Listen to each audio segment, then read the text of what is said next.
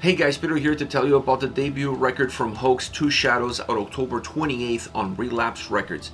The album has 9 tracks, 28 minutes in length, and they are an American heavy rock duo.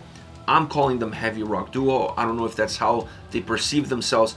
I just don't know how to categorize this album. The sound is very fluid, the experience is very rich, there are a lot of different influences, so I feel like heavy rock kind of encompasses everything that you're going to get from this record. But before I talk more about the sound, let's talk about the design. The design is simple. I don't think you could overcomplicate 9 songs, one of them is an intro, and 28 minutes in length. So you have to keep things fluid, you have to keep things engaging, you have to add to the overall playability of the album. So they created a set list. That's exactly how this album is structured. You have the intro that plays when the band comes on stage, and then you have 8 songs that have small ebbs and flows, nuances if you will, within themselves and from track to track, in order to keep the experience fluid, in order to keep the experience dynamic, but also engaging the listener and allowing you to feel that everything is still fresh by the time the last song plays. So this, like I said earlier, as to the playability, it allows you to go back again to the beginning of the record, press play, and enjoy the album all over again. I love the design because the design matches the sound. It's a very organic sounding album. It sounds more like a live record than it does a studio album. It has the ability to break apart all the different elements, the synths, the guitars, the drums, the bass, the vocals, but then bring them all together at the same time, giving warmth to the experience, making the album at times feel like that it has songs that expand the footprint of the album itself, and then they contract in others. Just a lot of life, a lot of movement in an album that doesn't depend on heaviness, on high tempo songs to really push the listener or to keep the listener moving along. This album has other mechanisms that help the listener move along, that pushes the listener forward. And I think the beauty of the sound, the beauty of the experience, all of the different influences, the sound quality not being overly produced, having more of an organic feel, sounding homey, all of these elements is what's going to keep the listener not just connected with the song that they're on, but looking forward to the song that comes after. Now, the synths on this album are really interesting because they have an important role, but not a dominating role. A lot of bands these days are using synths, and I feel like sometimes they go a little bit overboard with that usage. On this record, they were very subdued. I mean, you can hear them, they're having an impact, but the impact is more to the overall atmosphere of the songs than to how the songs are driven or to how the songs are constructed. This, in my opinion, for a record like this, for this kind of sound, for this kind of organic experience, it works really well because you're so concentrated on how you feel towards the track, on the mood that the song is giving you, that the synths almost go unnoticed. Sometimes you forget that they're there because they're just part of a much larger picture that includes the drums and guitars. This duo, I've seen them live and I was super impressed with the drummer. She is phenomenal, and it showcases, her talent is showcased on this record. She's able to create power, she's able to create heaviness, but all with nuances, not overpowering, not taking over the record, not overshadowing everything else, but rather complementing the sound.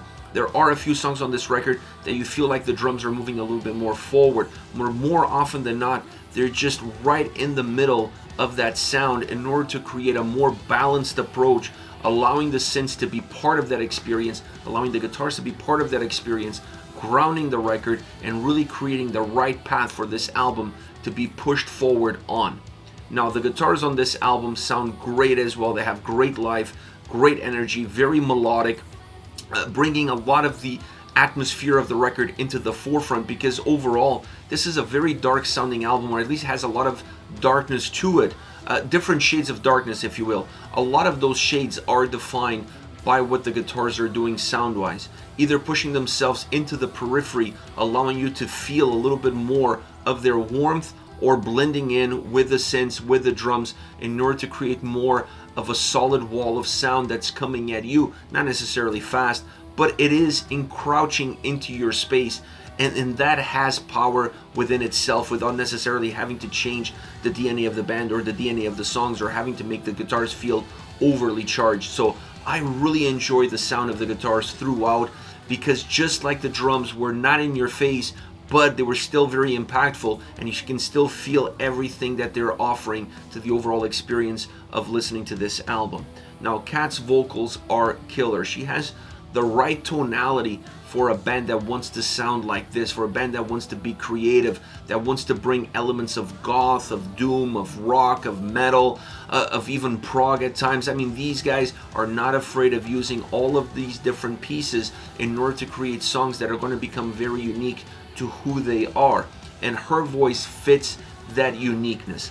Another element of the vocals that I really enjoyed was the layers, the overdubbing, using multiple layers in order to create a little bit more volume at times, specifically in the chorus, allowing the songs to have more of a hook to them without changing too much of what the songs are all about. You don't want to make the tracks overly heavy, and you don't want to do that with the vocals. You want to keep the mood alive. You want the vocals to guide the experience, but sometimes you need a little bit extra. So adding those layers gives that extra feel, it gives that extra space, it allows the songs to expand a little bit, and allows key elements of the song to come to the forefront. All around, this album is a fisherman's lure box. It's filled with hooks. Every song is hooky. Either the chorus is hooky because of the melody, either the chorus is hooky because of the vocal approach or the lyrics, or the song itself has some hookiness to it. I mean, this album is hook after hook after hook. Now, as far as favorite songs are concerned, I want to start off with For Love. It has a great intro, like a little bit of a clock ticking, and I really like that because that intro sets the song apart, and that's something that they did really well throughout the entire record, was introducing different intros, and that changes ever so slightly your perception of the song, even if some of the elements that come after that are similar from track to track. It's just enough to work almost as a reset, song in and song out. And on this song, they allowed that experience at the intro to kind of bleed into the song and become part of the atmosphere of the track. Now, the synths add to that atmosphere. They add this dark embrace. It's a very dark feeling song, and you see that in the opening. You see in how that opening bleeds into the song, and then you definitely see it in terms of what the synths add to it. The vocal layers help make the song bigger, specifically in the chorus. They really give a little bit of extra life, a little bit of an extra kick. They expand the boundaries of how the song is put together, and it makes the song feel even a little bit brighter, not necessarily heavier, but definitely a little bit brighter. Your attention becomes that chorus. Everything then starts to build towards it, and then you start to look at the verses as a building block to get to that tower, to reach that peak with that chorus, with the way the vocals are coming together and the way the sound is put together. Closing the song on a strong vocal note. This track gets better vocally as you progressed, and once you reach the last third of the song, you're getting really into the climax as far as the vocal performance is concerned. Next, you have Grand Illusions. It's a great driven song. I mean, it's not overly driven, but when you compare it with For Love, it definitely has more of a tempo to it.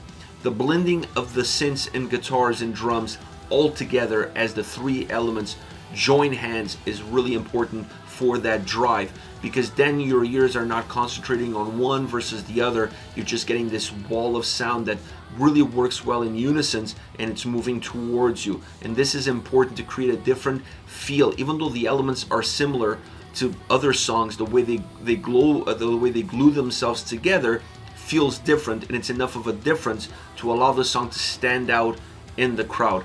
The atmosphere of the chorus becomes the atmosphere of the song itself. It's a very bouncy, hooky song because it has a very bouncy, hooky chorus, so that becomes the overall perception of the track. It's also a track that has great drum sound. I mean, the drums really help bring in the guitars and the synths in order to create that wall. It's a track that has a big impact. It has a big impact from the drums, it has a big impact from the guitars, it has a big impact with the synths, but I feel like that big impact is because of how they work well with one another, not necessarily just what they're doing individually. Last but not least, High Seas, another track that starts off with water, then a church organ. I mean, these intros really help reset what you perceived of the previous song and get you ready for what the next song is going to be all about, almost allowing you to forget the similarities that exist between tracks. This one really does that well because it's a big impact. That water sound, that church organ really resets everything because it has a very uniqueness to it in terms of the sound, the experience, the atmosphere that it creates.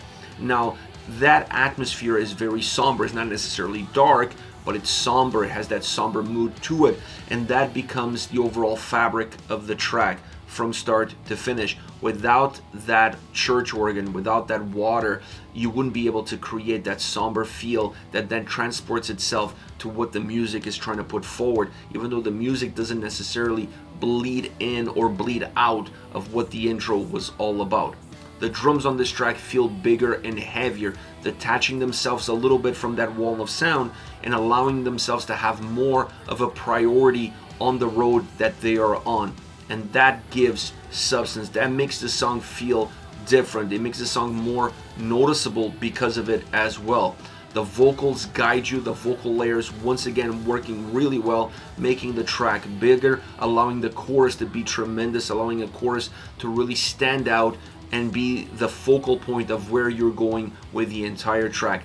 This is true. That model of creating hooky choruses, either musically, vocally, or both, becomes the DNA of this entire album from start to finish, obviously with the exception of the intro track. This is it. Hoaxed, Two Shadows, on October 28th on Relapse Records. Let me know your thoughts on the band, on the singles. Use the comment section below. I'll be reading those and getting back to you. Take care, guys.